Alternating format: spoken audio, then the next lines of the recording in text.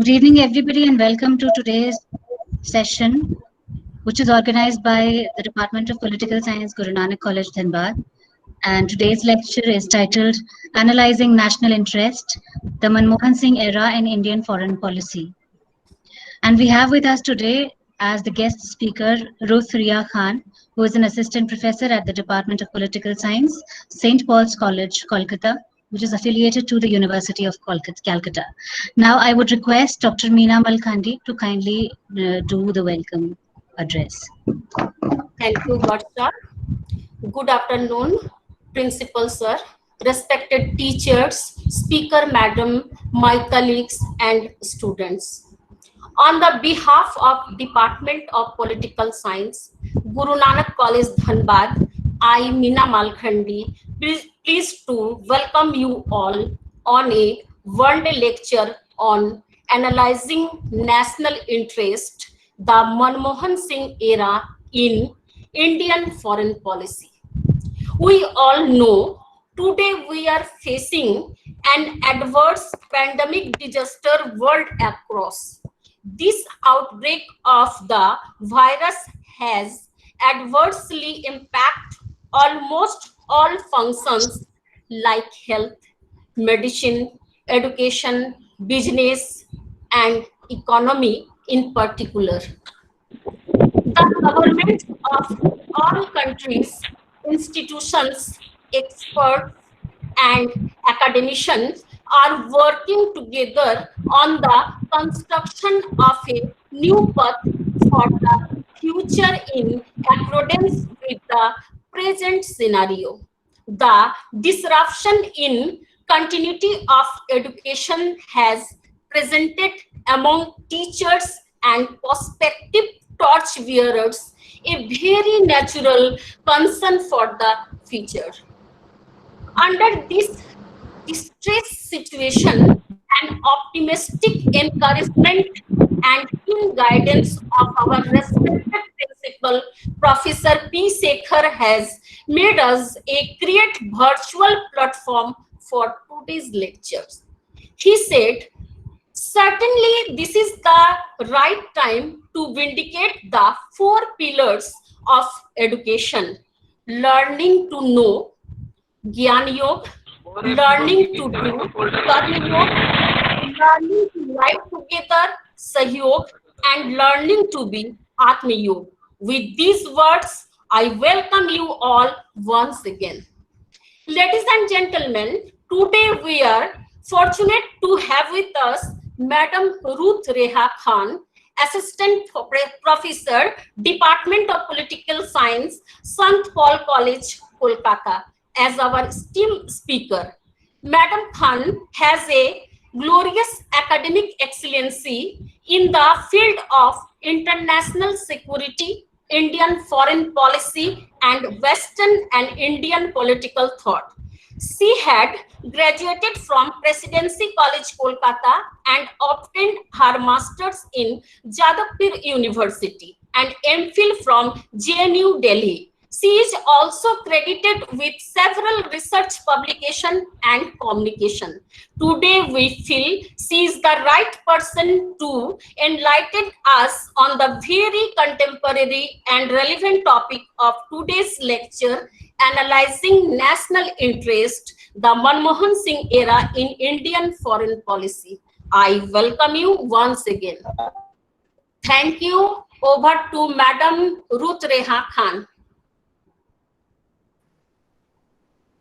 Very good afternoon to the principal of the college, of Guru Nanak College, Professor P. Shekhar, and the HOD, Dr. Meena Malkhandi, other esteemed faculty members, and our dear students.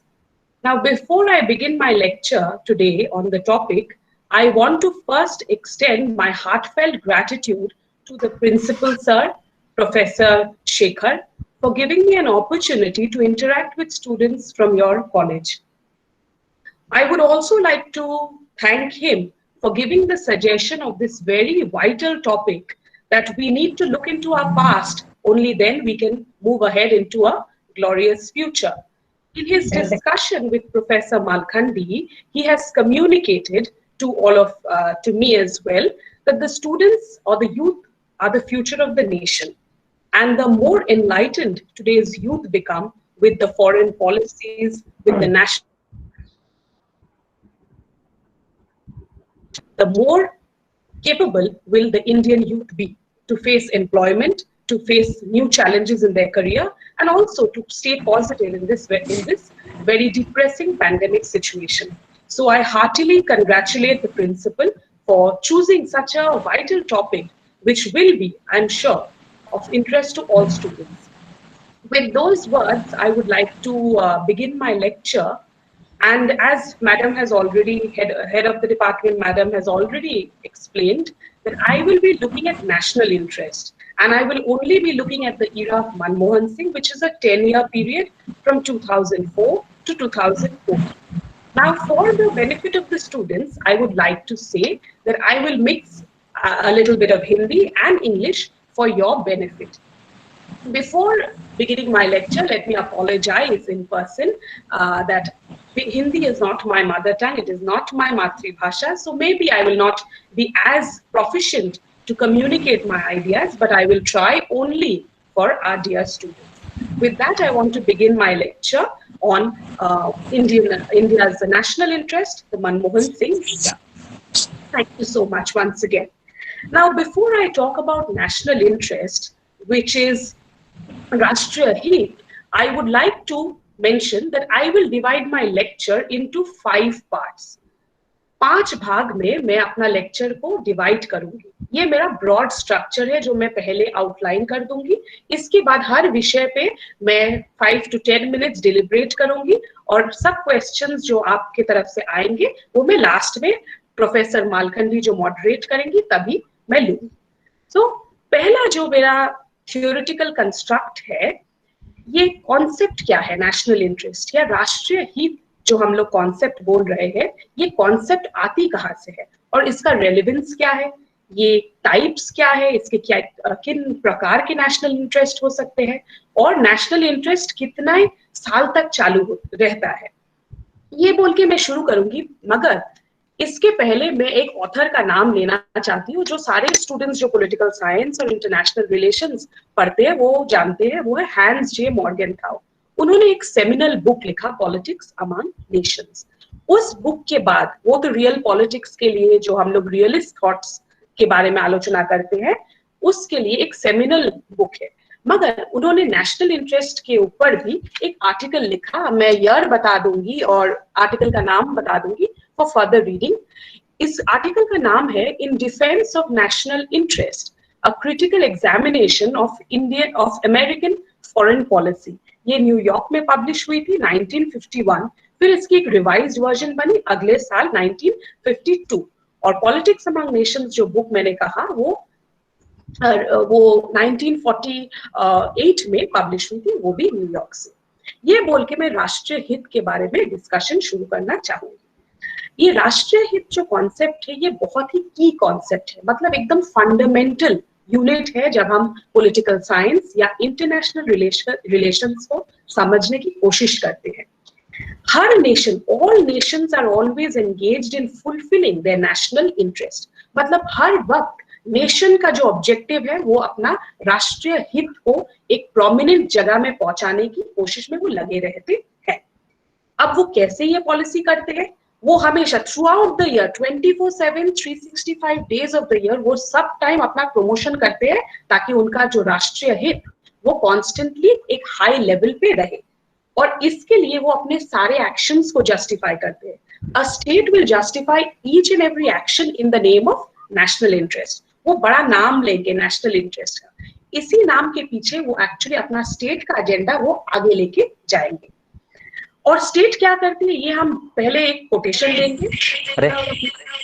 The meaning of national interest is survival, the protection of physical, political and cultural identity against encroachment by other nation states. ये मॉर्गेनथाउ ने define किया है word national interest को.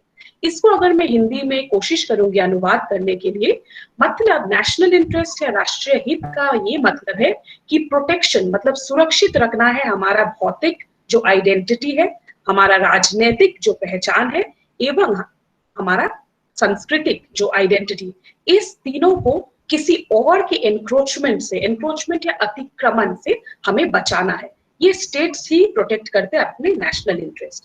और हम लोग जानते हैं कि स्टेट्स मतलब एक कॉन्सेप्ट जो है ये इमेजिन्ड कम्युनिटीज में आती है, मगर स्टेट का एजेंडा फुलफिल करते हैं लीडर्स, जिनको हम आईआर में कहते हैं एक्टर्स। ये स्टेट एक्टर्स वो पॉलिसी मेकर्स होते हैं। ये पॉलिसी मेकर्स नेशनल इंटरेस्ट को ईयर आफ्टर ईयर उसको बढ़ाने की कोशिश करते हैं, और उनके सारे जो एक्शंस वो लेते हैं, डोमेस्टिक एक्शंस, इंटरनेशनल एक्शंस, सब नेशनल इंटरेस्ट के नाम में लेते हैं। अब जब मैं नेशनल इंटरेस्ट के बारे में और डीपली आप लोग को समझाऊंगी, हम मेरा आर्ग्यूमेंट बढ़ाऊंगी, तब मैं ये कहना चाहती हूँ कि नेशनल इंटरेस्ट के नाम में स्टेट्स कुछ भी कर लेते हैं। जो एक्शंस लीगल नहीं है, जो एक्शंस शायद इंटरनेशनल बिहेवियर में एक्सेप्टेड भी ना हो, मगर वो नेशनल इंटरेस्ट के नाम में उसको आगे ले जाते हैं। मैं 2 या 3 एग्जाम्पल दूंगी। मैं फर्स्टली हमारे सुपर पावर के एग्जाम्पल दूंगी, United states of America. United states of America एक नेवल बेस है, डियागो गार्सिया, जो इंडियन ओशन में है। इसको वो हमेशा फोर्टिफाई करती है, उसमें रीइंफोर्समेंट भेजती है, और इसको और से और, मतलब इसको ज्यादा से ज्यादा क्या करते हैं, इसको शक्तिशाली बनाते हैं, बनाने की कोशिश में है। और जब भी उनको इंटरनेशनली ये पूछा जाता है कि आप डियागो गार्सिया को क्यों इतना फोर्टिफाई करते हैं, तो कहता है ये मेरा नेशनल इंटरेस्ट है। सेकेंड एग्जाम्पल मैं दूंगी सोवियत यूनियन का, फॉर्मर, जो अभी रशिया में डिसइंटीग्रेट होके अभी रशिया कहा जा सकता है, कहलाता है। तो ये जो सोवियत यूनियन क्या किया, वो अफगानिस्तान में कॉन्क्वेस्ट किया, कॉन्क्वर करने की कोशिश की। मगर जब सब बोले कि यहाँ मानव अधिकार का आप हानि कर रहे हैं, मानव ह्यूमन राइट्स अब्यूजेस हो रहा है, तब सोवियत यूनियन बोले नहीं, I am doing it because of my national interest. Third example हम देना चाहते हैं चाइना। चाइना का बॉर्डर डिस्प्यूट इंडिया के साथ कुछ नया नहीं है। वो हमेशा ये बॉर्डर डिस्प्यूट को जस्टिफाई करते कि I am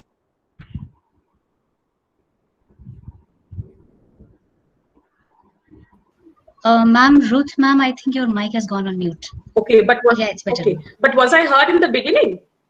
Yes. Okay, just sorry. for a moment you went on mute. Okay, sorry. Yeah, please keep me informed. Thank you. Sure.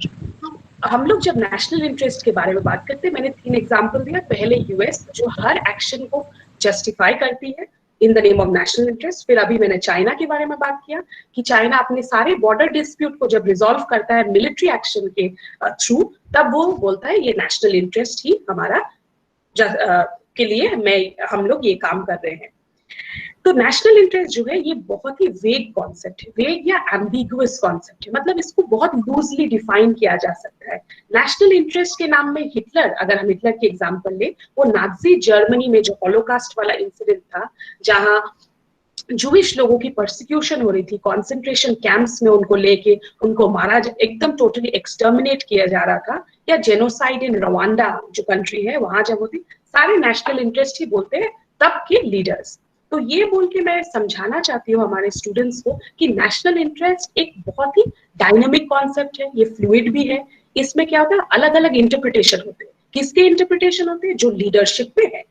मैं पहला पार्ट ऑफ माय लेक्चर में मैं कोशिश करूंगी नेशनल इंटरेस्ट पे फोकस करने। इसके बाद मैं कोशिश करूंगी मनमोहन सिंह ने कौन कौन से एंगल में, domestic, international, political, social, cultural angle में हमारे नेशनल इंटरेस्ट को ज्यादा आगे किया, और कौन कौन मामले में हमारे नेशनल इंटरेस्ट में थोड़े फेलियर्स आ गए। ये करके मैं एक असेसमेंट दूंगी, और अभी प्रेजेंट स्टेटस का थोड़ा एक कंक्लूजन देके I will finish my presentation.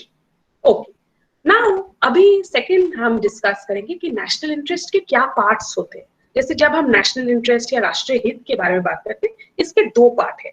Number 1 है नेसेसरी पार्ट।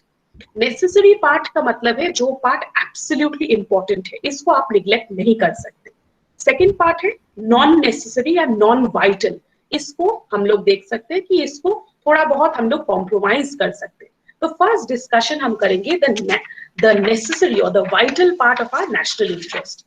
इसमें मैंने जो मॉर्गेनथ्यू का डेफिनेशन पहले दिया, उसी का मैं फर्दर इसको आर्ग्यूमेंट को स्ट्रेच करूंगी, और बोलूंगी कि नेशनल इंटरेस्ट का प्राइम मोटिव है सर्वाइवल एंड आइडेंटिटी। सर्वाइवल मतलब उत्तरजीविता, मीन्स कैसे अपने स्टेट को मैक्सिमम एक सेफ सिक्योर पोजीशन में हम लोग को इंटरनेशनली रखना है, ताकि हमारे स्टेट को मैक्सिमम क्या मिले, हमारे को ऑनर, डिग्निटी और रिस्पेक्ट अमंग कम्युनिटी और नेशंस मिलना चाहिए। सेकेंड पार्ट जो है, जो मैंने अभी डिस्कस किया, वो है पहचान। स्टेट की पहचान होती है, कल्चरल पहचान है, एक सोशल पहचान है, एक पॉलिटिकल प्रोफाइल है। ये सब चीज स्टेट बचाने की कोशिश कर सकती है और ये कॉम्प्रोमाइज यहाँ कोई भी स्टेट नहीं करना चाहती है। सेकंड, हम लोग जो फिजिकल आइडेंटिटी के बारे में हम बात कर रहे थे, ये जो फर्स्ट पार्ट मैंने बोला, इसके लिए स्टेट्स कभी कभी वॉर तक चले जाते हैं, मतलब युद्ध करने के लिए रेडी हो जाते हैं, क्योंकि ये वाला कॉम्प्रोमाइज नहीं किया जा सकता है स्टेट्स के लिए, क्योंकि ये स्टेट्स का वाइटल इंटरेस्ट है। नेक्स्ट हम बोलेंगे नॉन वाइटल क्या है नेशनल इंटरेस्ट। नेशनल इंटरेस्ट में बहुत सारा चीज नॉन वाइटल है, मतलब जो पब्लिक ओपिनियन, जैसे हमारे जो व्यू पॉइंट्स होते हैं, सिविल सोसाइटी के जो व्यू पॉइंट्स होते हैं, वो एक्सप्लेन, वो कैसे इंटरप्रेट करते हैं इंडिया को, वो कैसे देखते हैं 21st सेंचुरी में, आज जैसे यूथ कैसे देख रहे हैं, सिविल सोसाइटी कैसे इंडिया को इंटरप्रेट कर रहे हैं, पॉलिटिकल लीडर्स कैसे देख रहे हैं, ये उनका इंटरप्रिटेशन से हम लोग नेशनल इंटरेस्ट को और आगे ले जा सकते हैं। तो फर्स्ट है non negotiable very vital national interest, second है नेगोशिएबल और non essential part of national interest. ये सब वेरिएबल है, मतलब ये चेंज हो सकता है।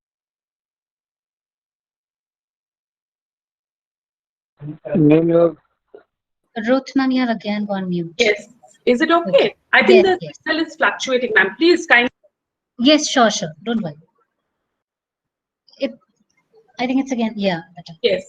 So now the next part is the types of national interest. Types of national interest के मतलब हम लोग डिस्कस करेंगे कि क्या क्या प्रकार के होते हैं नेशनल इंटरेस्ट। इसमें मैं एक रिनाउंड स्कॉलर रॉबिन्सन, उनका नाम है थॉमस डब्ल्यू रॉबिन्सन, उनके एनालिसिस से 6 पॉइंट्स में एनालाइज करना चाहूंगी। नंबर 1 है, एक है प्राइमरी इंटरेस्ट। प्राइमरी इंटरेस्ट में कभी स्टेट कॉम्प्रोमाइज नहीं करता है। नंबर 1 जैसे सॉवरेनिटी, टेरिटोरियल इंटेग्रिटी। जैसे हम लोग इंडिया का मैप देखते हैं, ये मैप में कभी भी इंडिया का कोई लीडर कोई टेरिटरी किसी और को देना नहीं चाहेगा। क्यों देना नहीं चाहेगा? क्योंकि ये हमारे टेरिटोरियल इंटेग्रिटी के लिए एकदम फंडामेंटल है। This is non negotiable. ये है प्राइमरी इंटरेस्ट। नंबर 2 है सेकेंडरी। सेकेंडरी इंटरेस्ट मतलब जो प्राइमरी नहीं है। इसमें क्या क्या प्रकार के हमारे नेशनल इंटरेस्ट है? जैसे हम लोग देखते हैं कि हमारे जो कॉन्सुलर एम्बेसडर्स है, हमारे डिप्लोमेट्स जो ओवरसीज है, हमारे जो नागरिक दूसरे कंट्रीज में, इनको प्रोटेक्ट करना, इनके इंटरेस्ट को सब टाइम फर्स्ट प्रायोरिटी देना, ये हमारे सेकेंडरी इंटरेस्ट में आता है। थर्ड नेशनल इंटरेस्ट क्या प्रकार का है? यह परमानेंट इंटरेस्ट। परमानेंट इंटरेस्ट वो इंटरेस्ट है जो कभी भी चेंज नहीं होगा। कैसा है ये इंटरेस्ट? हम इंडिया के एग्जाम्पल से ही बोलेंगे। इंडिया हमेशा चाहती है कि अपना साउथ एशिया जो उसका इमीडिएट नेबरहुड है वो पीसफुल रहे या शांतिपूर्ण रहे, वहां कोई एजिटेशन, कोई कॉन्क्वेस्ट, ये इंडिया कभी नहीं चाहती। ये इंडिया का एक परमानेंट इंटरेस्ट है, विल नेवर चेंज। फोर्थली हम लोग आते हैं वेरिएबल इंटरेस्ट। वेरिएबल मतलब जो चेंज हो जा सकता है। इसमें क्या है, वो जैसे मैंने पहले डिस्कस किया था, ये वही सब इंटरेस्ट है जिसमें मार्जिनली इन्फ्लुएंस हो सकता है कोई पॉलिटिकल लीडर का, कि कोई पार्टी वाइज उनका एजेंडा होता है तो वो चेंज हो सकता है। जैसे यूपीए सरकार का कुछ आइडियाज होंगे, या एनडीए सरकार का होगा, या इंडिविजुअल नॉन कोalition गवर्नमेंट्स में उनका कुछ रोड मैप हुआ होगा, या उनका कुछ ब्लूप्रिंट हुआ होगा, तो वो वेरी कर सकता है। This is variable interest. और लास्ट 2 है, एक है जनरल इंटरेस्ट। जनरल इंटरेस्ट वो टाइप ऑफ नेशनल इंटरेस्ट है जो सब समय के लिए, ऑलवेज। इसका ये मतलब है, जैसे हम लोग इकोनॉमिक्स या अर्थनीति और ट्रेड, कॉमर्स, ये सब हमारा कांस्टेंट रहता है। ये ऑलवेज हर कंट्री कोशिश करता है, सब कोशिश करते हैं कि अपना ट्रेड डेफिसिट, मतलब उनका जो बैलेंस ऑफ पेमेंट्स है, उनका फॉरेन एक्सचेंज जो रिजर्व है, ये हमेशा एक हाई लेवल पे रहे। ये उनका जनरल इंटरेस्ट है।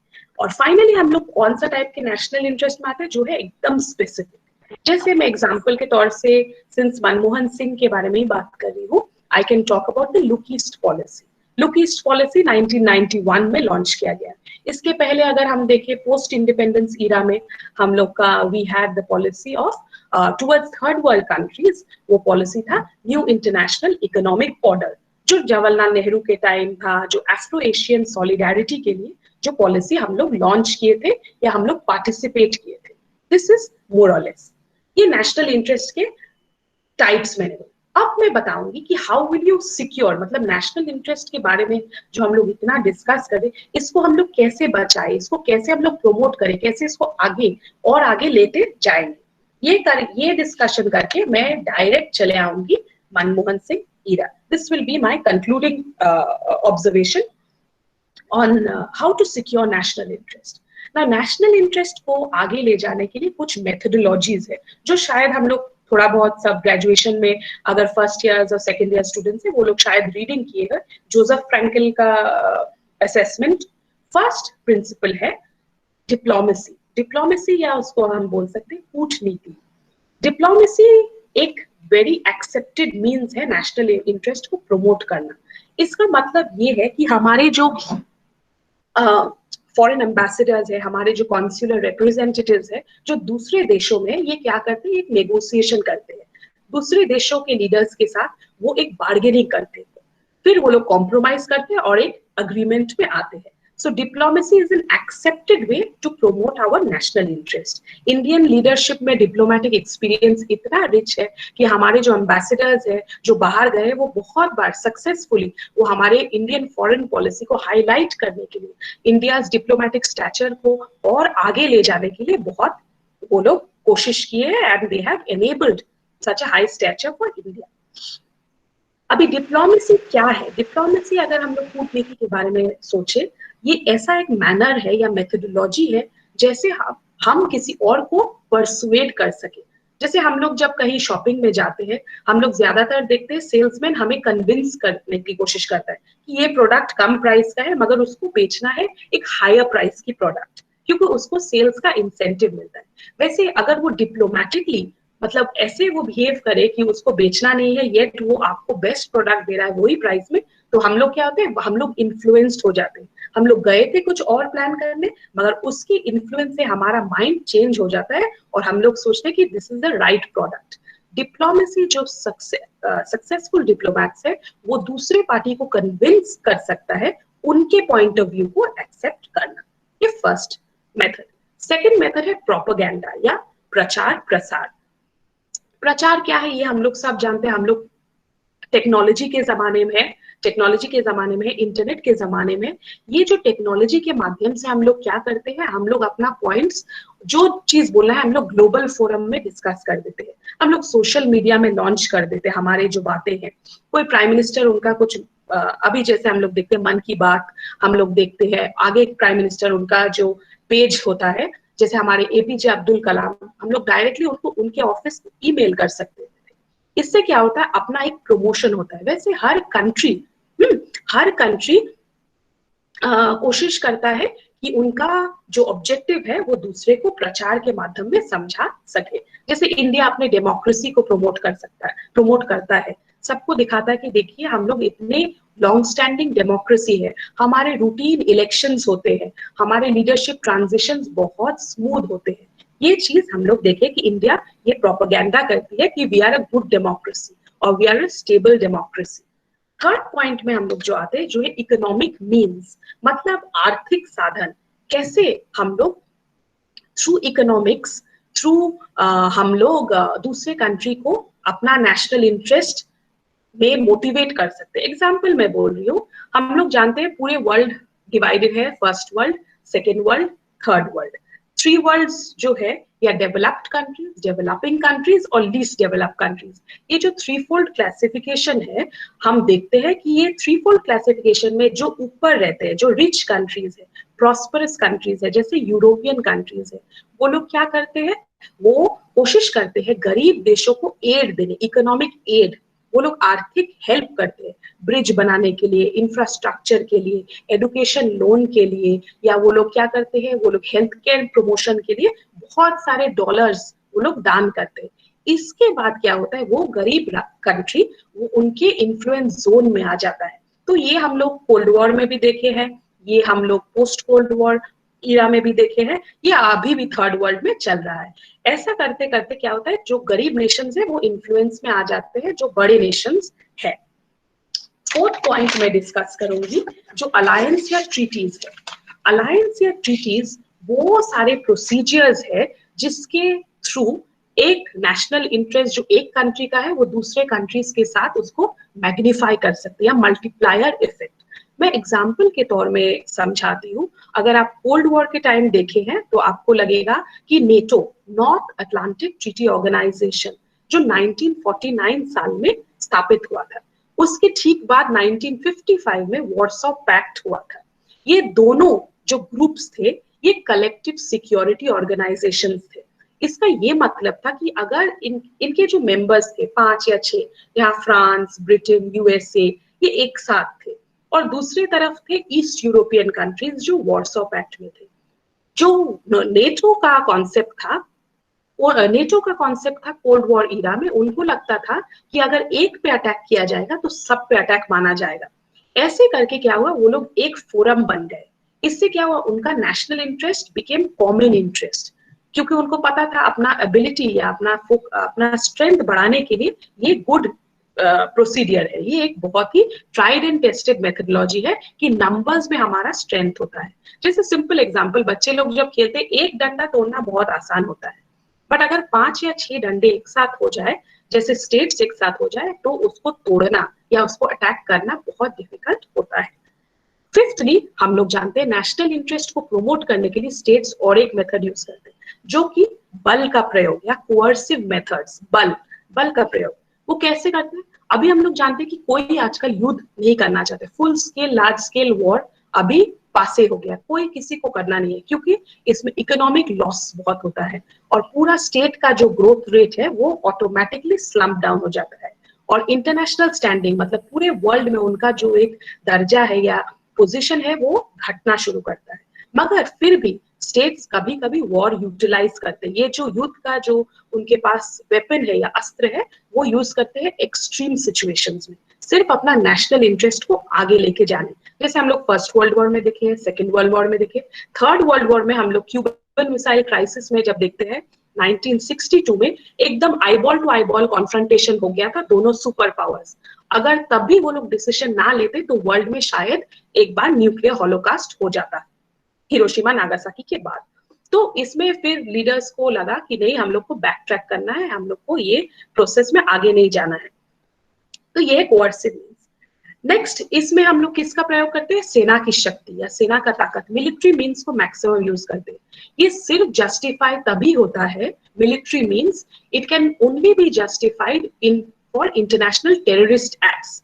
इंटरनेशनल टेररिस्ट एक्ट्स मतलब जब भी हम लोग आतंकवाद के मामले में बात करते हैं, जैसे 9/11 2001 9 सितंबर जब हम लोग देखते हैं कि यूनाइटेड स्टेट्स पे अटैक हुआ था, वर्ल्ड ट्रेड सेंटर, पेंटागन पे अटैक हुआ था, तब हम लोग देखे कि जॉर्ज बुश ने कोalition ऑफ द विलिंग बोल के ग्रुप बनाए।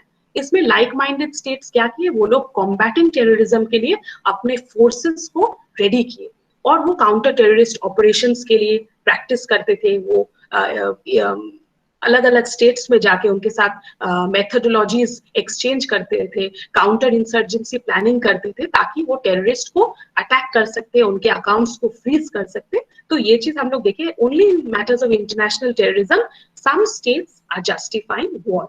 And finally the last way to promote national interest जो हम बात कर रहे थे वो है कि हम लोग एक शांतिपूर्ण वे में भी कर सकते हैं, in a peaceful way. How can we protect our national interest in a peaceful way? हम लोग जानते हैं कि कोई भी नेशन अपना पीस और प्रॉस्पेरिटी मतलब अंतरराष्ट्रीय जो शांति है, सुरक्षा एवं समृद्धि को प्रमोट करना चाहते हैं। और वो क्या चाहते हैं, अपना जो सस्टेनेबल डेवलपमेंट या सतत विकास, मानव अधिकार, ये सब चीज को वो लोग कोशिश करते हैं हाईलाइट करने के लिए। We all know that these are 4 or 5 key cardinal principles of international relations. All states would like to respect these principles. मैंने क्या कहा? Human rights, sustainable development, peace, prosperity, security. National interest जब भी कोई state protect करना चाहता है, they try to keep these 5 things in mind. ये पांचों चीज को वो कोशिश करते हैं अपने background में रखने. Next. Now I come to the second part of my lecture कि मनमोहन सिंह, प्राइम मिनिस्टर मनमोहन सिंह जी as India's prime minister, उनका प्रोफाइल क्या था? What exactly was his profile before becoming the prime minister of India for 2 terms, 2004 to 2014 तक? हम लोग देखते हैं कि उनका जो एकेडमिक प्रोफाइल वो तो डेफिनेटली बहुत हाई है. सेकेंडली एडमिनिस्ट्रेटिव एक्सपीरियंस जो उनका है as a top level bureaucrat, technocrat, he has had huge amount of experience. मैं students को motivate करने के लिए I just want to remind that the kind of lineage Dr. Manmohan Singh had as the Prime Minister of India. Firstly, Manmohan Singh के अगर हम लोग we remember that he was born in what was Pakistan in that time and in a province called Gah. उसके बाद वो जब India में वो लोग जब माइग्रेट किए उनके फैमिली, देन वी रियलाइज्ड उन्होंने अपनी पढ़ाई की, PhD, BA in economics, masters की, उसके बाद उन्होंने अपना पीएचडी किया and then he went on to Cambridge, Oxford से उनका डिग्रीज है और पूरे वर्ल्ड से बहुत सारे ऐसी यूनिवर्सिटीज है जिनके साथ उनका टाई अप था, उन्होंने पढ़ाया है. So primarily he is a professor और teacher turned into a politician. ये बैकग्राउंड से हम लोग जब मनमोहन सिंह जी को we try to gauge him, then we have a very nuanced analysis, a very holistic understanding of the man we know as Dr. Manmohan Singh, probably one of the few men of integrity in Indian politics and highly respected. तो फिर हम लोग देखते हैं कि उनका experience जो है वो ग्लोबल है. अंकटैड जो हम लोग जानते हैं, United Nations conference on trade and development, वहां उनका एक्सपीरियंस है. वो प्लानिंग कमीशन में भी थे, वो यूजीसी के चेयरपर्सन भी थे, फाइनेंस मिनिस्ट्री में वो सेक्रेटरी लेवल थे, वो चीफ एग्जीक्यूटिव ऑफिसर थे, वो बहुत सारे इंपॉर्टेंट पोर्टफोलियोज, आरबीआई के गवर्नर भी थे, ये सारे पोर्टफोलियोज, और लीडर ऑफ द ऑपोजिशन भी थे, राज्यसभा मेंबर भी थे. ये सारे पोर्टफोलियोज लेके उन्होंने ये सब चीज जो हाई पोजिशन ऑक्यूपाई करके जब उनको 2004 में कांग्रेस पार्टी की चीफ ने प्राइम मिनिस्टर का पद उनको ऑफर किया, या कांग्रेस पार्टी ने डिसाइड किया that he would be the candidate, तब मनमोहन सिंह जी हमारे प्राइम मिनिस्टर 2004 में ज्वाइन किए हैं. इसके बाद मैं ये कहना चाहती हूँ, उनका एक जो हाईलाइट है, क्योंकि वो मैन ऑफ इकोनॉमिक्स है, तो वो जब फाइनेंस मिनिस्टर थे पीवी नरसिम्हा राव के टाइम, में, तब इंडिया का एक फिस्कल डेफिसिट था, 8.5% डेफिसिट था और 3.5% में करंट अकाउंट में भी डेफिसिट था. और इंडिया फॉरेन रिजर्व्स में भी इतने कम पैसे थे, जो भारत के विदेशी मुद्रा भंडार थे उसमें इतने कम पैसे थे कि इंपोर्ट्स कुछ ही हफ्ते के लिए हम लोग कर सकते थे.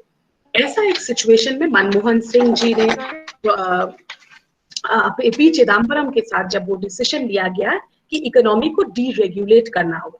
अब डीरेगुलेशन का मतलब क्या है, हम समझाना चाहते हैं हर स्टूडेंट्स को कि ये सारे पार्टी ऑफिशियल्स भी नहीं चाहते थे, बहुत लोग इसके अगेंस्ट में थे, जो कांग्रेस सीनियर कांग्रेस मिनिस्टर्स भी थे. मगर तब देखा गया 1991 में न्यू इकोनॉमिक पॉलिसी लॉन्च किया गया था.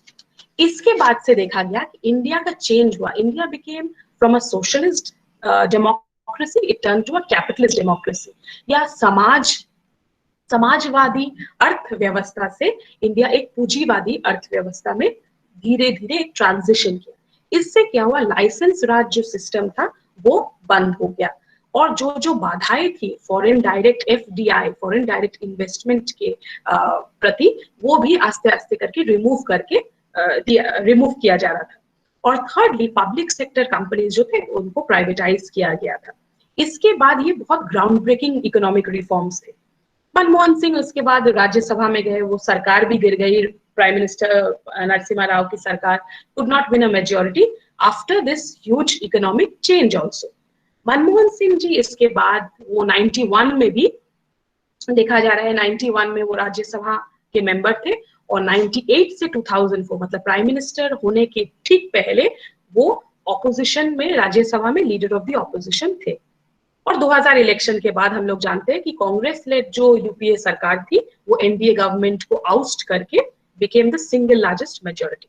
Now I come to the third part of my lecture. मैं तीसरे भाग में आती हूँ और इसके बाद मेरा सिर्फ 2 ही पोर्शंस है. सो क्या क्या अचीवमेंट्स है, what are the positives vis-a-vis the national interest जो इतना मैंने डिस्कस किया है national interest, how did Manmohan Singh play a positive role in furthering India's national interest? हम लोग इसको दो तरीके से, we will see it from two sides, one from the domestic side और एक फ्रॉम द इंटरनेशनल साइड। या हम लोग विदेश नीति के ये से भी देखेंगे और घरेलू राजनीति जो चेंजेस उन्होंने लाया उससे भी हम लोग उनको थोड़ा एस्टिमेट करेंगे या असेसमेंट करेंगे। सिंस क्योंकि हम लोग सब पॉलिटिकल साइंस के स्टूडेंट्स हैं और हम लोग पॉलिटिकल साइंस समझने की कोशिश करते हैं, तो इसमें एक इम्पार्शियल एनालिसिस होगा। ये कोई पार्टी के मैनिफेस्टो से हम लोग नहीं पढ़ाई कर रहे, हम लोग जो समझने की कोशिश कर रहे हैं कि how do we understand a leader like Manmohan Singh और इंडिया के फॉरेन पॉलिसी में उनका क्या कंट्रीब्यूशन है।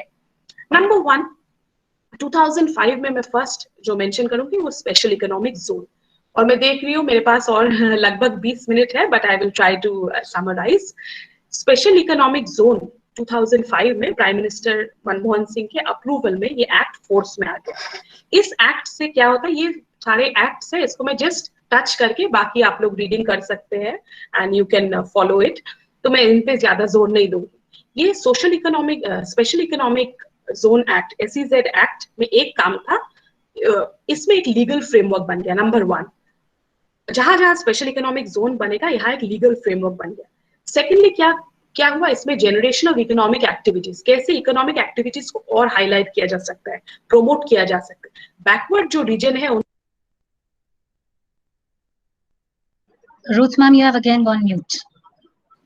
Okay. Did you hear the thing about the special economic zone? We just missed 3 to 4 words. That's it. Okay. So I have मैंने discuss कर दिया about the Special Economic Zone Act. For reference, please read on the internet from the Government of India official website. You will get all the details. Next हम लोग RTI Act, Right to Information Act, जो 2005 में फिर से ये act का क्या काम था, ये ट्रांसपेरेंसी लाने की कोशिश कर रहा था। सरकारी संस्थानों में पारदर्शिता बढ़ाने की ये एक एक्ट थी, जिसमें हम लोग देखते कोशिश यही था कि सरकारी जो इंस्टीट्यूशंस है वहां ट्रांसपेरेंसी और करप्शन फ्री हो जाए, ताकि आप कोई भी हायर ऑफिशियल को अकाउंटेबल रख सके। You can ask them questions for non performance of duty, for with holding information. और ये RTI एक्ट तो आजकल स्टूडेंट्स लोग बहुत जानते हैं because it's become very popular.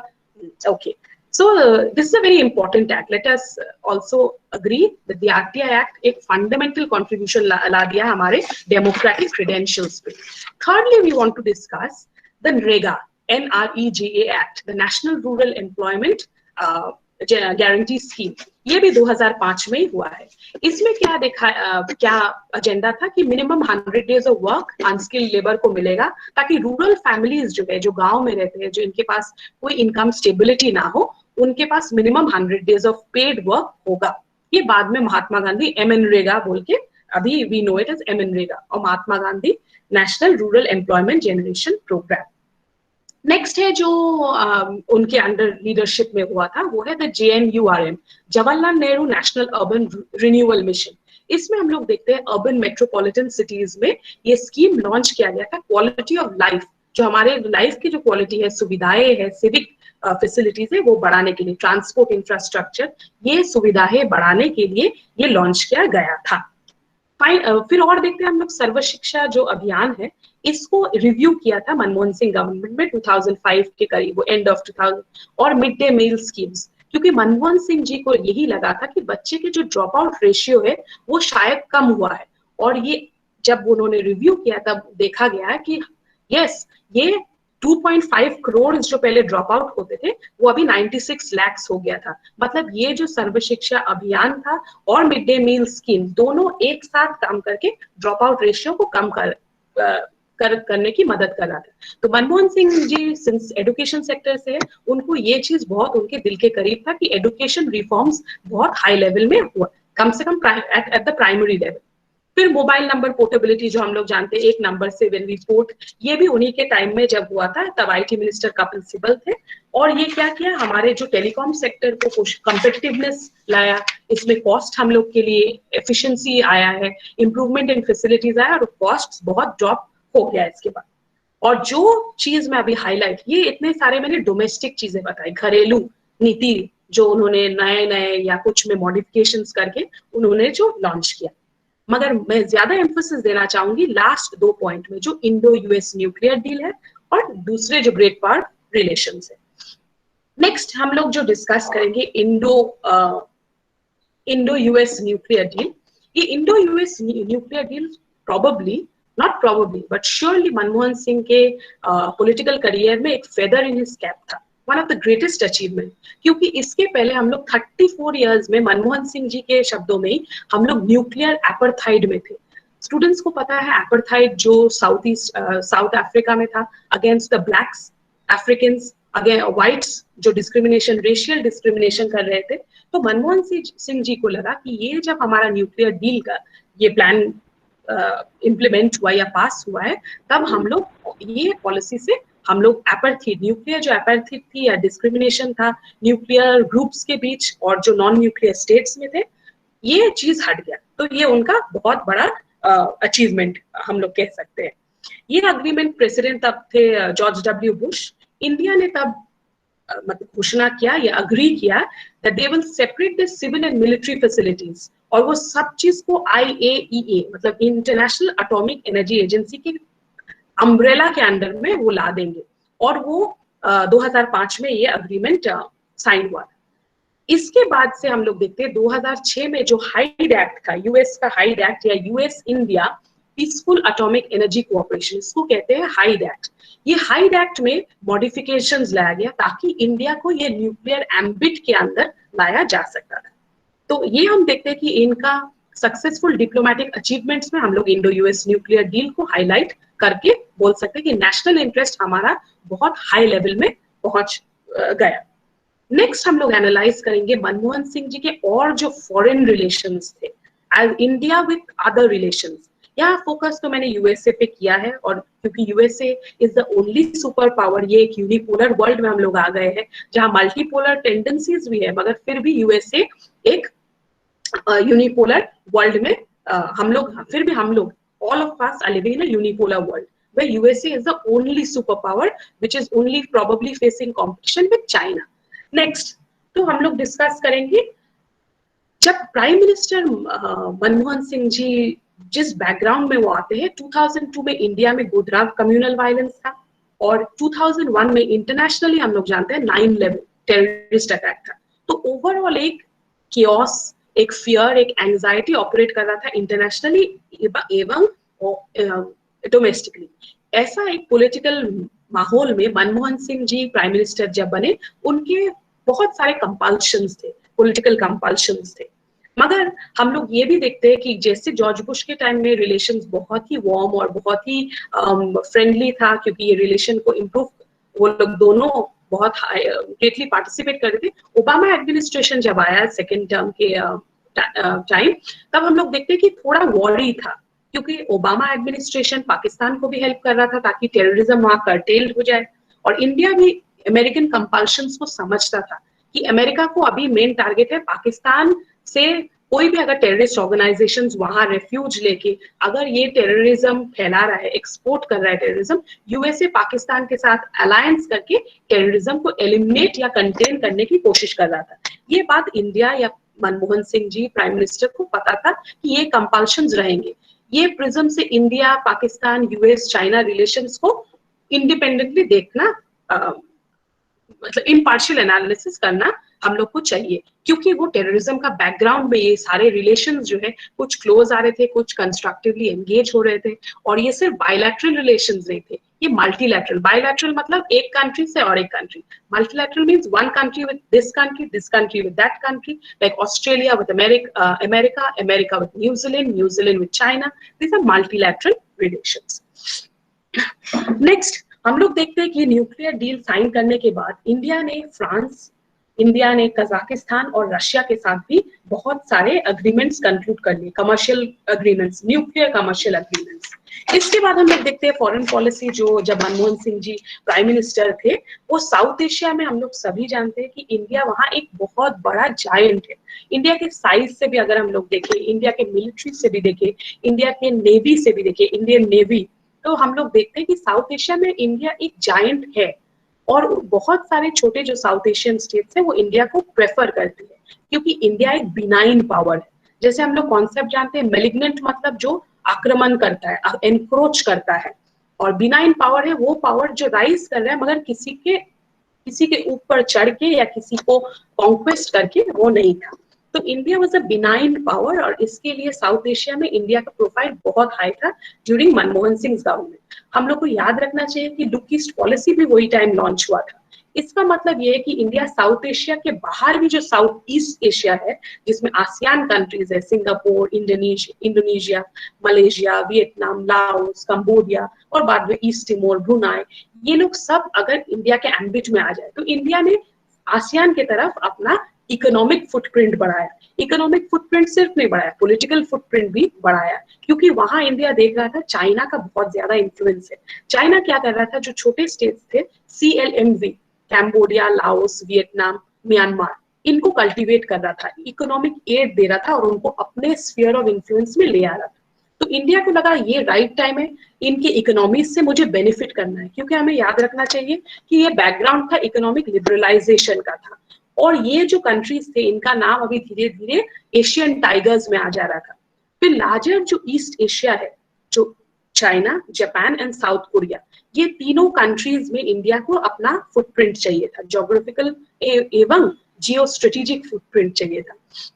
तो इंडिया ने आसियान की तरफ अपना साउथ एशिया में भी था जायंट, साउथ एशिया में भी बिनाइन पावर था, फिर साउथ ईस्ट एशिया में हम लोग देखते हैं कि चाइना कोई टेंशन तो होते ही रहता है, क्योंकि चाइना को पसंद नहीं है कि ये जो आसियान कंट्रीज में इंडिया आए। मगर इंडिया का वही ऑब्जेक्टिव था कि ये लोग जो टाइगर्स थे, इनको कहा जाता है एशियन टाइगर्स, इनकी इकोनॉमीज बहुत ही रैपिडली ग्रोइंग थे, इनके साथ एंगेज करने से इंडिया का ट्रेड जो बैलेंस है वो फेवरेबल हो जाता है। तो इंडिया को लगा कि साउथ ईस्ट एशिया में भी हम लोग जाए। साउथ एशिया में डेवलपमेंट उतना नहीं है, but south east Asia booming है, यही फ्यूचर एक तो कमर्शियल हब हो जा रहा है, इकोनॉमिक हब हो जा रहा है, और आसियान बहुत सक्सेसफुल रीजनल ऑर्गेनाइजेशन बन गया था। सार्क जहां डिफंक्ट होते जा रहा था, आसियान का प्रोफाइल जो 67 में था वो आज भी बहुत ऊंचाई में पहुंच गया है, सक्सेसफुल हो गया। फिर हम लोग देखते हैं कि China, what is the thing with China. China के साथ इंडिया का प्रॉब्लम, बॉर्डर डिस्प्यूट 1962, ये हम लोग पहले ही जानते हैं। तो इंडिया और चाइना के जो रिलेशन थे मनमोहन सिंह जी के टाइम, हम लोग देखते हैं कि वो रिलेशन ऐसा नहीं था कि दोनों का पीसफुल राइज नहीं हो पाया। हम लोग जानते हैं, अगर आप लोग कोई पढ़े हो, पॉल केनेडी का बुक है the rise and fall of great powers, इसमें दिखाता बोला जाता है कि जब भी कोई नया पावर या न्यू कंट्री राइज कर रहा है, वो पीसफुल भी हो सकता है, वो नॉन पीसफुल भी हो सकता है, क्योंकि कभी कभी पीसफुल नहीं हो सकता है, क्योंकि वो दूसरे के एम्बिशंस को काट के वो राइज करना चाहता है। तो यही चीज हम लोग चाइना में देखे हैं। चाइना का जो क्लेम्स है अरुणाचल प्रदेश में, चाइना का इंडियन ओशन में जो क्लेम्स होते हैं, स्ट्रेट्स ऑफ मलाका में हम लोग स्प्रैटली आइलैंड्स, पैरासिल आइलैंड्स, ये सारी चीजों में हम लोग देखते हैं कि चाइना एग्रेसिव हो गया है। इसको कहते हैं मिलिट्री मसल फ्लेक्सिंग, और इसको कहते हैं सैबर रैटलिंग। आईआर के कॉन्सेप्ट्स है ये। इसमें कहा जाता है चाइना क्या करता है, छोटे छोटे नेशंस को डराता है, अपने जो पेट्रोलिंग है, उनका जो पेट्रोलिंग है कोस्टल शिप्स का, वो सारे वो आइलैंड्स में जाता है, और वहां से पेट्रोलियम एक्सप्लॉयटेशन, और बहुत सारे टाइम में हम लोग देखते हैं एनवायरमेंटल स्टैंडर्ड्स को एकदम चाइना रिगार्ड नहीं करती है। तो क्लाइमेट चेंज में भी चाइना का कोई रोल नहीं देखा जा सकता है, जहां वो रिस्पॉन्सिबल एक्टर बने। ये चाइना के साथ इंडिया रिलेशंस ऐसा कभी कॉन्फ्रंटेशन में नहीं हुआ था। एक टाइम था जो तिब्बत इश्यू में था, और सेकेंडली और एक जो हम लोग देखते हैं वो जो ओलंपिक्स के टाइम, बीजिंग ओलंपिक्स के टाइम, मगर मनमोहन जी कोई इश्यू को ज्यादा हाई प्रोफाइल नहीं होकर उसको हाईलाइट होने नहीं दिए, क्योंकि इंडिया चाइना का पीसफुल राइज बहुत इंपॉर्टेंट था। दोनों में कोई कॉन्फ्रंटेशन नेसेसरी नहीं था। उनका प्रैग्मेटिक फॉरेन पॉलिसी था कि चाइना के साथ कंस्ट्रक्टिव एंगेजमेंट रखना है, और ऐसा कंस्ट्रक्टिव एंगेजमेंट रखना है कि हमारा ट्रेड फेवरेबल रहे, क्योंकि हम लोग जानते हैं कि इकोनॉमिक्स से हम लोग को प्रोपेल कर सकता है, एक हायर पोजीशन में ले जा सकता है, नेशनल इंटरेस्ट को एक्टिव रखने। इसके अलावा इंडिया, हम लोग देखते हैं वही टाइम में ब्रिक्स, जो Brazil, Russia, India, south Africa, ये जो पार्टनरशिप है, फिर हम लोग ईरान के साथ वही टाइम हम लोग देखते हैं पार्टनरशिप को पाइपलाइन की बात जब आती है। फिर रशिया के साथ भी हमारा गुड रिलेशन वही टाइम में था, मनमोहन सिंह जी के टाइम, जब वो हमारा एक क्रेडिबल डिफेंस पार्टनर हम रशिया हमारे थे। यही टाइम में मनमोहन सिंह जी के फॉरेन पॉलिसी को जब हम एनालाइज करते हैं तब हम लोग देखते हैं कि हमारा role Shanghai cooperation organisation SCO में भी हम लोग देखते हैं। उसके बाद सेंट्रल एशियन जो रिपब्लिक्स है, मतलब कजाकिस्तान, ताजिकिस्तान, जो भी स्थान वहां पे है, तुर्कमेनिस्तान, अजरबैजान, ये सब स्थान में भी इंडिया अपना फुटप्रिंट बढ़ाने की कोशिश कर रहा था ड्यूरिंग मनमोहन सिंह जीज रेजीम। और फाइनली हम लोग देखते हैं कि इस्लामिक वर्ल्ड, हम लोग पहले ही हम डिस्कस किए हैं कि इन द आफ्टरमैथ ऑफ 2001 पूरे वर्ल्ड में एक एंटी मुस्लिम सेंटिमेंट था, क्योंकि लिंक गलती से किया जा सकता है, Muslim and terrorism both somehow have a connection, but ये कनेक्शन मनमोहन सिंह जी उनके पॉलिसीज में, उनके स्पीचेस में बोले कि India has a Muslim majority, बहुत सारे many millions, I think if I'm not mistaken, I don't have the exact figure, but we are among the largest, we are among those countries in the world जहाँ Muslim majority states में हमें गिना जा सकता है। और हमारा secular fabric के लिए हम लोग देखे हैं कि हमारे कंट्री को रिस्पेक्ट किया जा सकता है। तो इन मनमोहन सिंह जी ने कोशिश किया है इस्लामिक वर्ल्ड के साथ गुड रिलेशन, जैसे ईरान, सेकेंडली हम लोग सेंट्रल एशियन रिपब्लिक्स के बारे में तो मैंने अभी बताया। तो ये सब जब डिस्कस करते हैं, गोल्डन क्वाड्रिलैटरल भी बोलना चाहिए, हाईवे मॉडर्नाइजेशन में भी उन्होंने बहुत सारा पॉलिसी टाइम डिवोट किए, वैट टैक्स के बारे में, जो पुराना सेल्स टैक्स का वो जो लॉन्ग प्रोसीजर था वो वैट टैक्स में सिंप्लीफाइड करके आया। फिर पोलियो पैंडेमिक में भी हम लोग देखते हैं मनमोहन सिंह जी के टाइम में पोलियो का जो पैंडेमिक था या एपिडेमिक था, वो लास्ट केस 2011 में हम लोग फाइंड करते हैं हावड़ा, कोलकाता में। उसके बाद it has been under control. GDP rates भी कहा जाता है 2006 से 2007 प्राइम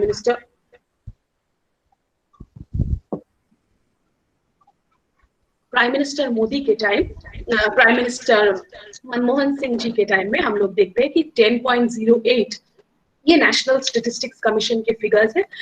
वहां कहा जाता है, बोला गया है कि 2006 से 2007 में ग्रोथ रेट यही था। अभी मैं लास्ट पार्ट आती हूँ अपने डिस्कशन की कि कहाँ फेलियर्स, इतने तो मैंने लिस्ट आउट किए कि उनके गवर्नमेंट के पॉलिसीज क्या थे, नेशनल इंटरेस्ट को कैसे कोशिश कर रहे थे उसको हाईलाइट करने की। अब मैं एक फेलियर्स या असेसमेंट करने की कोशिश करूंगी।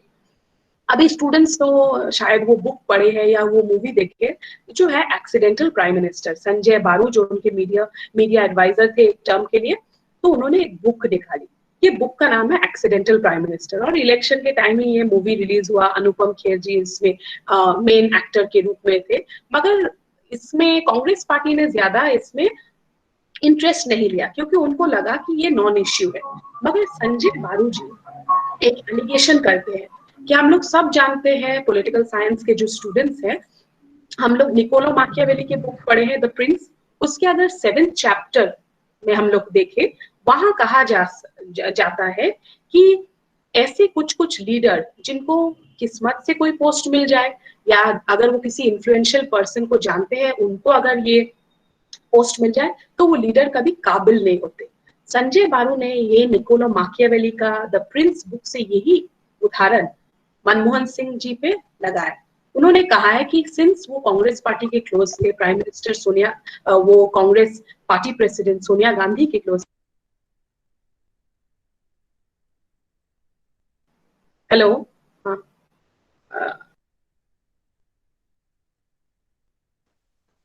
हेलो, यस मैम, आवाज आ रही है आपके? हाँ, एक्चुअली वो स्क्रीन में दिखा रहा है, कोई मुझे म्यूट कर दे रहा है तो वो पता नहीं चला। नहीं तो हम लोग देखते हैं ये जो असेसमेंट हम लोग कर रहे हैं मनमोहन सिंह जी के प्राइम मिनिस्टरशिप, वहाँ संजय बारू का ये जो एलिगेशन है इस पे ज्यादा किसी ने नजर नहीं डाला, क्योंकि ये एलिगेशन प्रोबेबली एक डिसग्रंटल्ड ब्यूरोक्रेट का भी कहा जा सकता है, क्योंकि सेकेंड टर्म में उनको फिर से लाया नहीं गया था, तो ये उन्होंने एलिगेशन किया है। मगर ये भी जाना जाता है कि बहुत सारे कंट्रोवर्शियल डिसीजंस हुआ।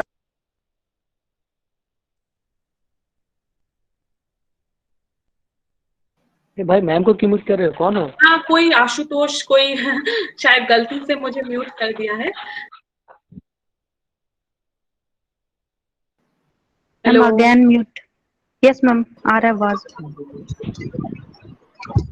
नो मैम, नहीं Hello. आ रहा आवाज। Ashutosh Kumar. Okay, Kumar is Ashutosh muted. Kumar, Are you- I'm going to remove you. Again, he is muting someone. Okay, I'll continue.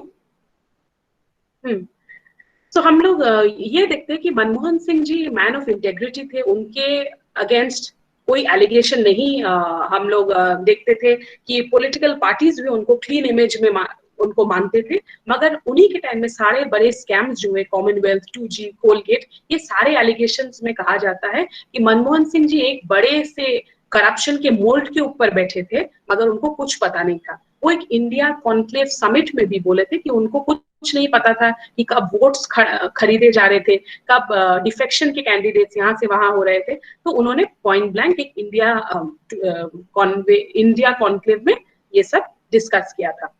फिर हम लोग देखते हैं कि मनमोहन सिंह जी के टाइम में ये आरोप भी लगाया गया था कि बहुत टाइम जो फाइल्स पहले प्राइम मिनिस्टर के ऑफिस में आना चाहिए था, वो पहले पहुंच जाता था सोनिया गांधी पार्टी प्रेसिडेंट के ऑफिस में। तो ये एक कॉन्स्टिट्यूशनल इम्प्रोप्राइटी थी, एक कॉन्स्टिट्यूशनल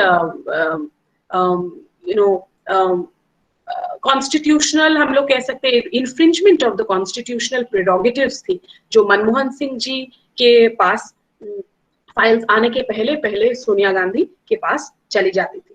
तो ये सब जब हम लोग डिस्कस करते हैं, एक कॉमन स्टैंड हम लोग देखें कि फॉरेन पॉलिसी में शायद मनमोहन सिंह जी का ज्यादा अचीवमेंट्स रहा गया है, क्योंकि शायद उन्हीं को पता था कि उनके सपोर्टर्स को पता था कि बाहर उनको रिस्पेक्ट ज्यादा मिलता है। उनके इंटरनेशनल प्रोफाइल में सारे जो बड़े रिनाउंड स्कॉलर्स थे, ब्यूरोक्रेट्स थे और पॉलिसी लीडर्स थे, वो सारे उनको बहुत ही रिस्पेक्ट और आदर करते हैं। तो यहाँ देखा जा सकता है इंटरनेशनल फोरम पे प्राइम मिनिस्टर मनमोहन सिंह जी का ज्यादा अचीवमेंट्स अगर हम लोग कहें तो शायद हम लोग रॉन्ग भी ना हो जाए, मगर लुक ईस्ट पॉलिसी भी बहुत मेंशन वर्दी है, और जो मैंने आउटलाइन किया नरेगा, जो मनरेगा बन गया, RTI एक्ट, ये सारे चीज भी बहुत कमेंडेबल है। फाइनली हम ये कह के कंक्लूड करना चाहते हैं कि मनमोहन सिंह जी एक जेंटलमैन प्राइम मिनिस्टर भी कहा जाता है, जैसे एक्सीडेंटल प्राइम मिनिस्टर बोला जाता है, हम लोग ये भी देखें कि उनको जेंटलमैन प्राइम मिनिस्टर बोला जाता है, क्योंकि उन्होंने कोई भी एलिगेशन जो उन पे लगाया गया है, वो उन्होंने हर बार प्रेस के सामने आके उसकी क्लैरिफिकेशन देने की कोशिश की। और सेकेंडली पॉलिटिकल जो ओपोनेंट्स थे, वो लोग जो विट्रियोलिक लैंग्वेज पॉलिसीज कोई भी मीटिंग में यूज करते थे, कैरेक्टर असैसिनेशन करते थे, ही नेवर इंडल्ज्ड। प्रॉबेबली ये उनका बैकग्राउंड, उनका हाई एजुकेशनल स्टेटस और उनके विनम्र पर्सनैलिटी के साथ हम लोग ये लिंक कर सकते हैं। और फाइनली हम ये बोल के कंक्लूड करना चाहेंगे, मेरा टाइम भी खत्म होने वाला है, कि अभी जैसे कल मैं एक रीडिंग कर रही थी द हिंदू जो न्यूज़पेपर है, उसमें एक ऑनलाइन आर्टिकल में मनमोहन सिंह जी ने अभी उनका एक असेसमेंट दिया है, और वो कहते हैं कि इंडिया अभी एक प्रॉब्लम में फेस कर रही है, एक बहुत ही चैलेंजिंग सिचुएशन है, जहां हम लोग को पैंडेमिक फेस कर रहा है, इकोनॉमिक स्टैग्नेशन हमारे सामने है, और हमारे सोशल अनरेस्ट, जो समाज में ये जो प्रॉब्लम्स चल रहे हैं, वो बहुत ही ज्यादा है। तो वो फॉर्मर प्राइम मिनिस्टर रहे हैं, इतना वेल्थ ऑफ एक्सपीरियंस है, जो मैंने स्टूडेंट्स के साथ शेयर किया है कि उनका सारे टॉप पोस्ट्स में एक्सपीरियंस है, एडमिनिस्ट्रेटिव, टेक्निकल, ब्यूरोक्रेटिक एक्सपीरियंस है। इसमें से उन्होंने 3 इनपुट दिया है प्रेजेंट गवर्नमेंट के लिए। तो जब हम ये 10 साल का असेसमेंट करते हैं, हम वहां स्टॉप करेंगे तो वो लगेगा कि मैंने जस्ट उनका असेसमेंट करके छोड़ दिया, but what is the relevance now? हम लोग 2020 तक आ गए। Where has Manmohan Singh ji moved away from Indian politics कि उनका अभी भी कंटिन्यूअस एक इन्फ्लुएंस है? मनमोहन सिंह जी ने कल एक आउटलाइन किया, उसमें उन्होंने 3 पॉइंट्स बताए। नंबर 1 उन्होंने बताया कि इंडिया को फोकस करना है पूरा कोविड थ्रेट पे, एग्रेसिव टेस्टिंग करना है और फिगर्स को कम करवाना है, क्योंकि जितना अर्ली टेस्टिंग होगा उतना जल्दी ट्रीटमेंट होगा। नंबर 1। नंबर 2, CA एक्ट से, जो हम लोग जानते हैं बहुत ही कॉन्ट्रोवर्शियल एक्ट है, सिटीजन अमेंडमेंट एक्ट, जिसके अगेंस्ट जिसके मामले में बहुत सारे renowned scholars, young students, political जो ओपोनेंट्स हैं, उनको भी जेल में आरोप किया जाता है, उनको जेल में रखा गया है, सेडिशन के चार्जेस पड़े हैं। तो ये उन्होंने कहा है कि CAA को विड्रॉ कर दे। और थर्ड उन्होंने बोला है, क्योंकि वो इकोनॉमिक्स बैकग्राउंड से है, फाइनेंस मिनिस्टर रहे, उन्होंने बोला है कि एक फिस्कल पैकेज लॉन्च करना चाहिए present prime minister Modi ji को, ताकि इकोनॉमी को रिवाइव किया जा सकता है। और उन्होंने सिर्फ क्रिटिसाइज नहीं किया, उन्होंने एक पॉजिटिव रिमाइंडर भी दिया। उन्होंने कहा कि जब वो भी पावर में आए थे 91 में, जब वो फाइनेंस मिनिस्टर थे, तब भी इंडिया का हालत ऐसे ही नाजुक था, इकोनॉमिकली बहुत टूट चुका था, वीक था, स्ट्रक्चरल रिफॉर्म्स चाहिए था, बहुत स्लो ग्रोथ था। इसी टाइम में उन्होंने क्या किया, वो अभी नरेंद्र मोदी जी को ये इनपुट्स दे रहे हैं कि ये उनका भी टाइम वैसा था और अभी भी टाइम है कि एक रिसेशन का माहौल है। सब जगह हम लोग देख रहे हैं कि फाइनेंशियल कंडीशंस बहुत, लॉस ऑफ एम्प्लॉयमेंट है, माइग्रेंट वर्कर्स का इश्यू है, मतलब ओवरऑल इंडियन पॉलिटिक्स एक बहुत ही बुरी क्रॉसरोड्स में है, जहाँ पे हम लोग को मतलब एक मार्गदर्शक, एक विजनरी लीडर की बहुत जरूरत है, जो मनमोहन सिंह जी अभी कोशिश कर रहे हैं। मगर पास्ट प्राइम मिनिस्टर होने के नाते मनमोहन सिंह जी ने मोदी जी को ये एडवाइस किया है that you have to revive the economy. Economy revive होगा तभी हमारा कंट्री एक पॉजिटिव स्टेप में पहुंच पाएगा। और फाइनली लास्ट चीज में जो स्टूडेंट्स के लिए इनकरेजमेंट के लिए मनमोहन सिंह जी का एक कोटेशन बोल के मैं अपना आज का विषय को यहाँ ही समाप्त करना चाहूंगी। और उसके बाद मैं शायद इसके बाद ही मैं प्रोफेसर मालखंडी को बोलूंगी कि अगर वो मॉडरेट कर दे क्वेश्चन। लास्ट कोटेशन देके I will end my speech और माय लेक्चर, जो मनमोहन सिंह जी ने कहा कि youth of the country are the hope of the future, वही हमारे नेक्स्ट होप है। Hope they will get rid of the ignorance, chronic poverty and disease. मतलब जो हम लोग जानते हैं भुखमारी, बीमारी, ये सब चीज को यूथ ही खत्म कर सकता है, क्योंकि उनके अंदर एक क्रिएटिव एलिमेंट है। ये क्रिएटिव एलिमेंट को कैसे हम लोग नर्चर कर सकते हैं? Through proper education policies.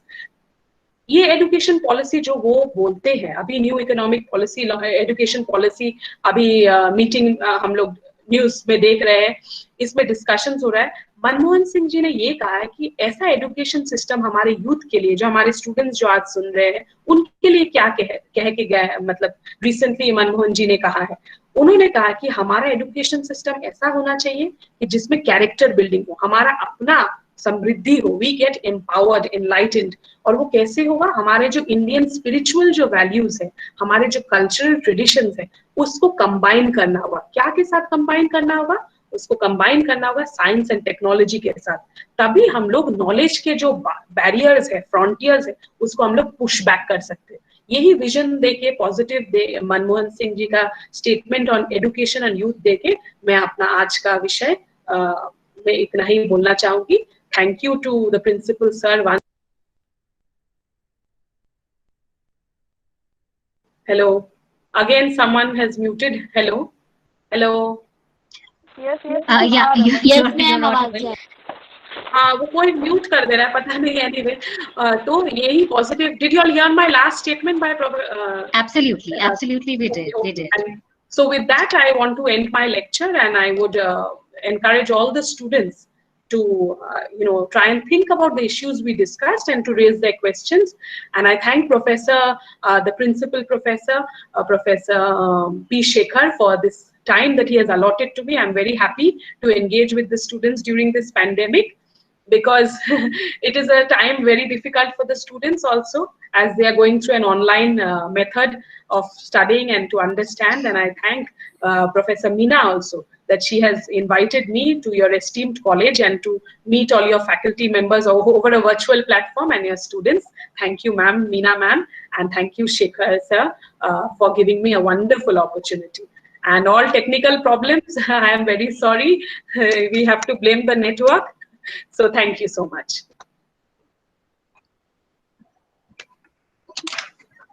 Thank you so much, Ruth, ma'am. That was really, really kind of you to, even carry on with all these technical glitches. Thank you so much, and sincere apologies for, the technical glitches that were happening from our students' side. So now I would request Meena ma'am to kindly do the final concluding thing. Over to you, Meena ma'am. Ma'am, you will have to unmute yourself. Meena ma'am, आपको unmute करना पड़ेगा, आप mute हैं।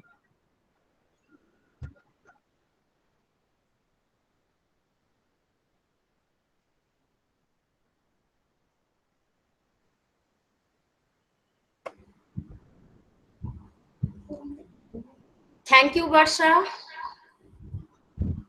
Thank you Ruth ma'am. कुछ questions बच्चों का है जिसको मैंने देख लिया और मुझे लगता है कि ये आंसर आपके तरफ से आना चाहिए। पहला क्वेश्चन है मैम सपना कुमारी का। फर्स्ट क्वेश्चन है सपना का। सपना पूछ रही है what is the meaning of national interest in our foreign policy?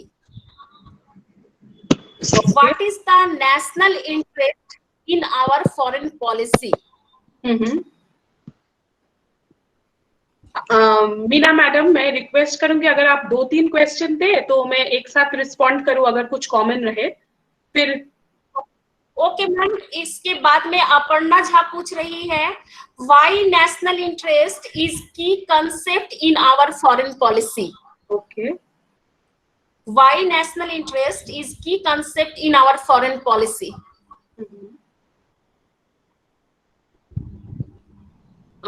ठीक है, मैं ये 2 क्वेश्चन पहले आंसर करूं मैम? जी जी जी।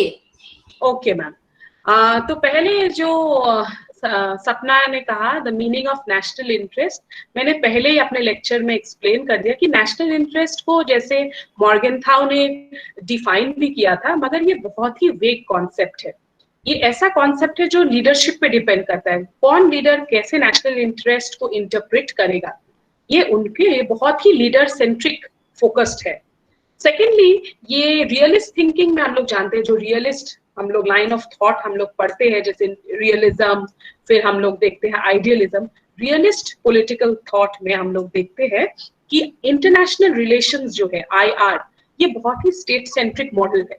इसमें स्टेट्स को बिलियर्ड बॉल के तरह देखा जाता है। हर स्टेट इंडिपेंडेंट एंटिटी है और वो कोई हायरार्की नहीं मानता है, उनके ऊपर कोई वर्ल्ड गवर्नमेंट नहीं है, वो सॉवरेन एंटिटीज है और ये सॉवरेन एंटिटी अपना डिसीजन खुद ही लेता है और अपना नेशनल इंटरेस्ट के लिए वो कोई भी एक्शन जस्टिफाई कर सकता है। सो with that Sapna, I think I have answered that what is national interest to you.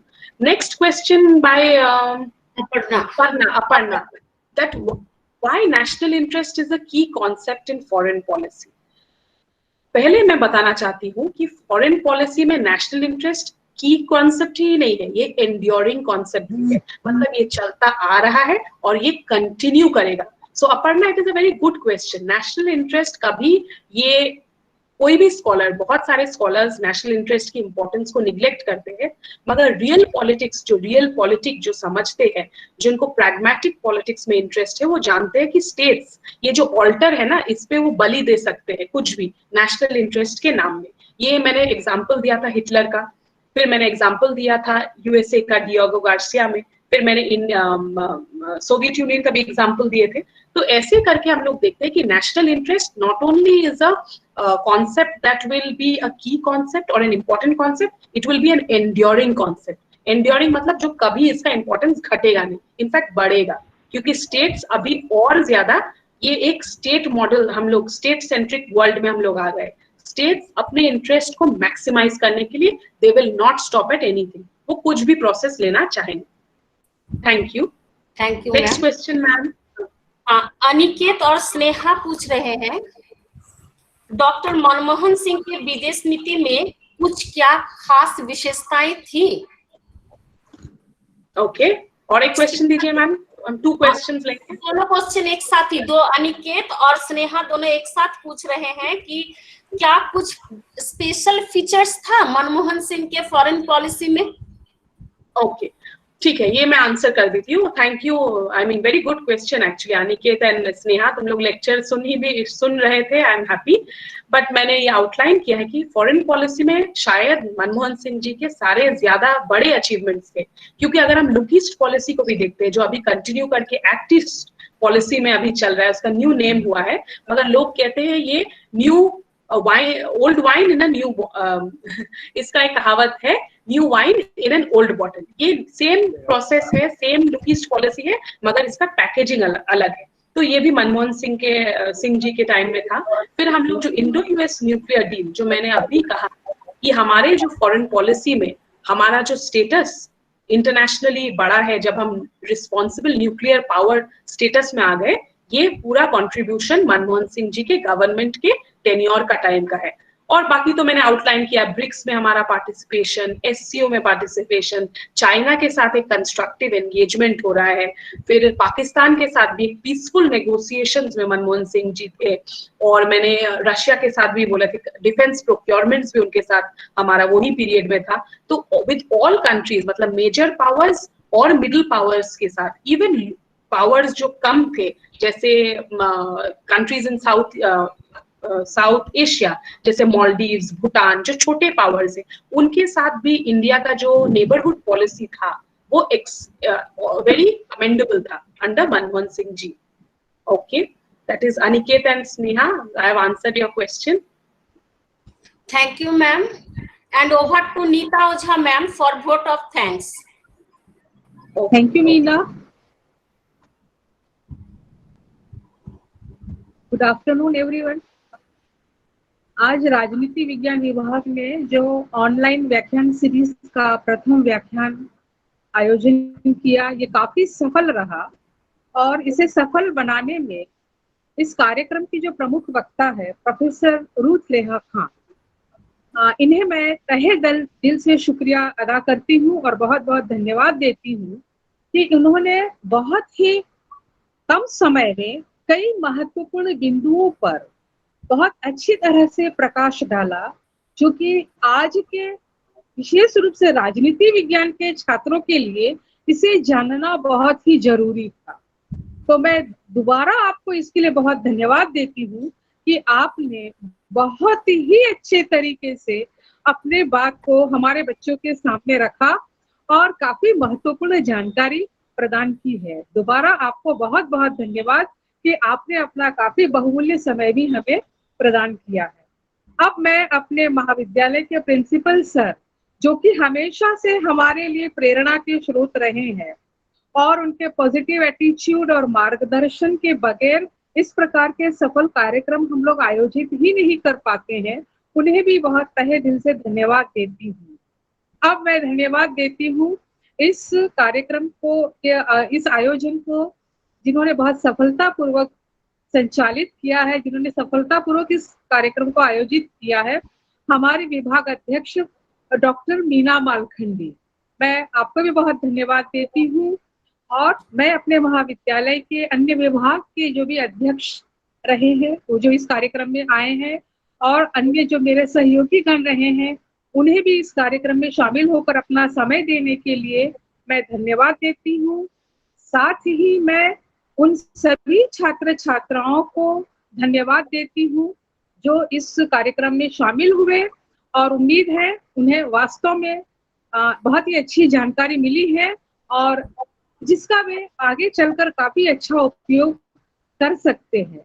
और इस कार्यक्रम के अंत में finally very special thanks to professor Pushpa Tiwari and doctor Varsha Singh for her technical assistance.